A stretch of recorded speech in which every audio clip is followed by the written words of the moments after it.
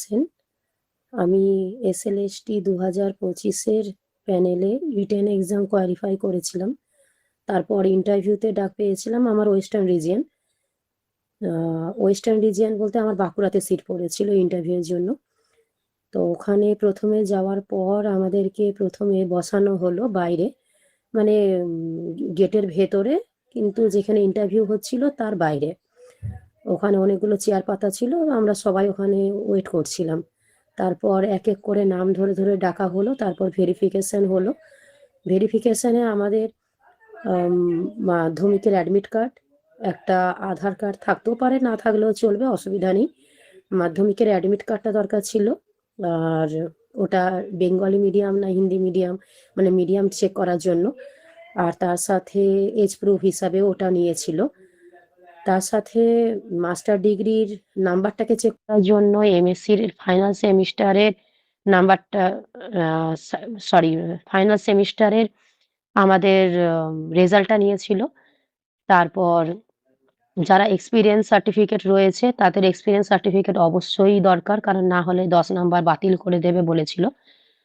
আর pay slip এগুলো ওদের দরকার ছিল। তার সঙ্গে আমাদের কাস্ট সার্টিফিকেট এগুলোও লেগেছিল। আর তারপর আমাদেরকে ওখানে ওয়েট করতে হলো। এবার যাদের ভেরিফিকেশন হচ্ছে, ভেরিফিকেশনের সময় ওদেরকে ওই দিক থেকেই আরেকটা ভেতরে জায়গায় নিয়ে গিয়ে বসাচ্ছে, মানে ভেরিফিকেশন হয়ে যাওয়ার পর। তারপরে ওখান থেকে আবার যেখানে প্যান মানে বোর্ডগুলো আছে, দুটো বোর্ড ছিল আমাদের, বোর্ড 1 বোর্ড 2। তো ওই বোর্ড 1-এ কিছুজন যারা আছে তাদেরকে বোর্ড 1-এ একজন একজন করে ডেকে নেওয়া হচ্ছে নাম ধরে ধরে, আর বোর্ড 2-তেও ওইভাবেই নাম ধরে ডাকা হচ্ছে। তারপর ওখানে গিয়েও কিছুক্ষণ ওয়েট করতে হলো, কারণ আমার আগের জন যে গিয়েছে ভেতরে সে না বেরোলে আমি যেতে পারছি না, তার জন্য ওয়েট করতে হচ্ছিল। তারপর ইন্টারভিউ দিতে যখন ঢুকলাম, ফার্স্টে আমি কি আসতে পারি স্যার এরকম বলে ঢুকলাম। আমাদের 4 জন ছিলেন, স্যারই ছিলেন, কোনো ম্যাডাম ছিলেন না। তারপরে ওনারা নিজেরাই বললেন যে বসুন।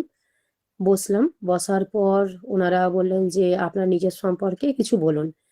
আমি আমার নাম, কোথা থেকে আসছি এগুলো বললাম, এবং আমার মাধ্যমিক থেকে মাস্টার ডিগ্রি, তারপর বিএড, আমি একটা পার্ট টাইম কাজ করি, শিক্ষকতা করি, তো সেটা বললাম।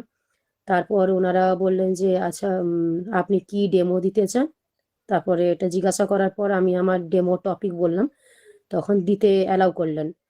এবার আমি যেমন করে ডেমো রেডি করে নিয়ে গেছিলাম সেরকম ডেমোস্ট্রেশন দিলাম, কিন্তু খুব কম সময়ের মধ্যেই ওনারা থামিয়ে দিলেন।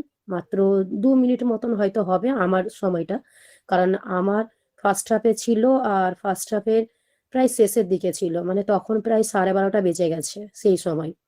10টা থেকে শুরু হয়েছিল, কিন্তু 12:30 প্রায় বেজে গেছে। তখন আমাকে বলা হলো, মানে আমার নাম এলো, আমি গেলাম আর কি।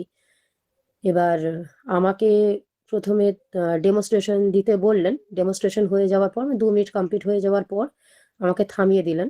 তারপর ডেকে নিলেন। এবার তখন আমারই টপিক, মানে আমার যে সাবজেক্টের নিজস্ব যে টপিকের ওপর দিয়েছিলাম সেই টপিকটা নিয়ে কিছু একটা মাত্র কোশ্চেন করলেন, কিন্তু বেশি কিছু কোশ্চেন করছেন না টপিক থেকে, আমার নিজস্ব টপিক থেকে যে ডেমনস্ট্রেশন দিলাম সেখান থেকে বলছি।